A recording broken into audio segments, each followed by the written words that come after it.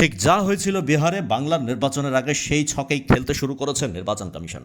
রাজ্যের মুখ্য নির্বাচনী আধিকারিক মনোজ আগরওয়াল এবার প্রথম দফা নির্বাচনের 3 দিন আগে বলেছিলেন সব বুথে 3টে করে ইভিএম থাকবে।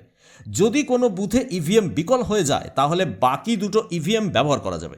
আজ সকাল থেকেই দেখা গেল উত্তর ও দক্ষিণবঙ্গের বহু বুথে ইভিএম খারাপ। বিহারে দেখা গিয়েছিল প্রথম দফায় প্রায় 1400 ইভিএম খারাপ হয়ে পড়েছে।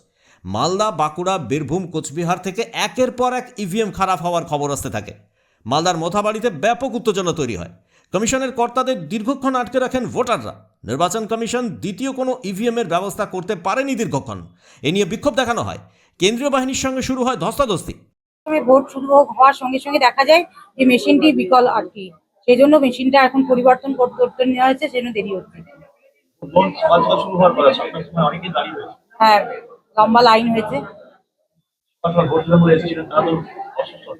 হ্যাঁ, সকাল সকাল লাইন দিয়েছিলেন যে তাড়াতাড়ি হয়ে যাবে এরকম রৌদ্রের তাপের হাত থেকে মুক্তি পাওয়ার জন্য, কিন্তু দেখা যাচ্ছে যে মেশিন গোলমাল, সেজন্য দেরি হচ্ছে আর কি। হ্যাঁ, মেশিন বদলানোর জন্য পাঠানো হয়েছে। মিনিট 15-20 মধ্যে হয়ে যাবে আশা করা যাচ্ছে। আমার নাম প্রণতি গুপ্ত। আমি বিএলও 187 নম্বর পার্টি। একই ছবি দেখা যায় বাঁকুড়াতেও। বহু জায়গায় ইভিএম বিকল হয়ে পড়ে। এইখানে ভোটটা আমি গেছিলাম ভোট দিতে, লাইনে 7টা হলে ভোট শুরু হলো। যে ভোট দিব সেই সময় মেশিন খারাপ, মেশিন ওকে হচ্ছে না। আসলো, হ্যাঁ, সেক্টর অফিসার ফোন করা হয়েছে, ফোন ধরছে না, ফোন ধরছিল না, সুইচ বন্ধ হয়েছে রেখেছিল। আপনাদের সামনে তো একটু আগে কল করলো, যিনি তো অফ করা ছিল, তখন তো দেখতে পেলেন। তারপরে ইয়ে হলো, বলছি একটু পরে করবো, একটু পরে করবো। এই করতে করতে 1.5 ঘন্টা থেকে বসে আছি, দাঁড়িয়ে আছি। হ্যাঁ,